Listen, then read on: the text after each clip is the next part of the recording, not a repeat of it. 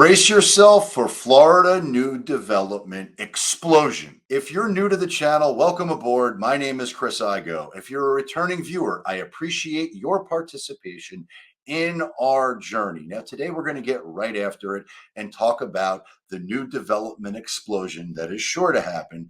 But before I do that, I want to address some of the comments that I've received because, yes, I do read your comments and I do my best to reply to them. But there are two very different perspectives that I get from lots of people who leave comments, and I want to address them right now.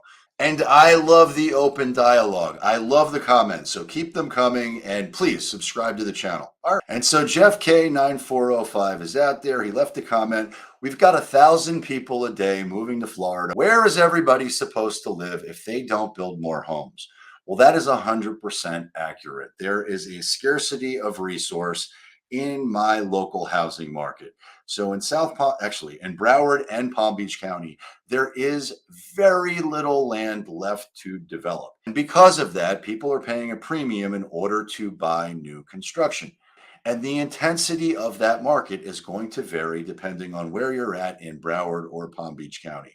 And I've done tons of content in the past talking about these dynamics. And so I don't want to get too far into the weeds on this. I want to focus on the new development explosion that is bound to happen. But Jeff, you are correct. There are lots of folks, lots of people, lots of families, lots of businesses that are moving and relocating to Florida to max out all of the advantages that come with living in Florida. Now, this is not a video about all the reasons why you should move to Florida, because there's tons of content out there that explains that.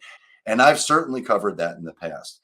But to your point, there are lots of folks and lots of businesses that are setting up shop in Florida to take advantage of all of the opportunities that exist by being here.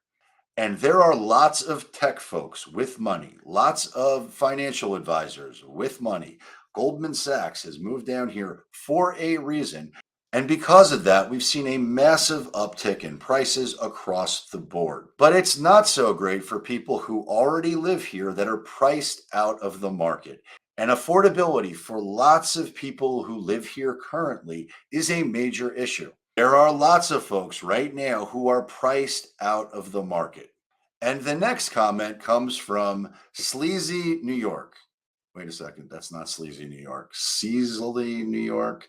C. Zila, New York. S. Zila, New York. Now, I know I butchered your name. It wasn't done intentionally. I hope you got a laugh out of it. But you did ask a good question, and I wanted to answer it in this video. You asked exactly who is buying houses this expensive. Well, that's a good question. The next part I didn't like so much, but I'm going to answer them both to the best of my ability. And question number 2 is, are there really that many doctors, dentists, and drug dealers out there? Now, perhaps you were just trying to be funny or maybe troll me. I'm not really sure. But if you really believe that only doctors, dentists, and drug dealers have the ability to stroke a check to buy a house in Florida, well, then I'm sorry you feel that way, but I can tell you that's absolutely not true. There are lots of folks out there from all over the country, all over the world, and already in state that have the ability to purchase what they want when they want to. And we want to serve and support everybody at the highest level. So if you're thinking about buying or selling, then please reach out. We would love to help. But to be very clear, there are lots of people out there who've got money that can do whatever they want. And there are lots of people out there that don't. And as the pain of economic change continues to worsen, I suspect it's going to become a lot more challenging. But I digress. Let's get back into the original topic at hand, which is the new development explosion. Which brings me to an article in the Palm Beach Post that I want to share with you because it offers a developer's perspective, which I think is critical for you to understand. And we're going to start with mega developer, Miami Dolphins owner, and part-time Palm Beach resident Stephen M. Ross, who went on to say that the tidal wave of out-of-state residents and companies moving to Palm Beach County means more development is inevitable, especially in downtown West Palm Beach. So brace yourself for this change. The billionaire founder and chairman of related companies advised that he spoke to about 220 people at a luncheon last week sponsored by the Palm Beach Civic Association at the beach club. And this is a quote: "The fact is, people want to be here and they can afford to be here. And this area is growing," Ross said. "You can say no growth. That's a nice thing to believe in, but it's happening with or without us. And the question is, how do you take the growth and how do you work with it? How can you make it better for everyone?" And the challenge here is to manage that growth with strategic planning. And I think it's fair to say that Ross is an expert in this subject matter because he's developed commercial, residential, and mixed use projects across the country, including Hudson Yards development in New York City. Now, Florida has an incredible pro business climate, but Ross described Palm Beach County as the most sought after place for people to live and for corporations to grow.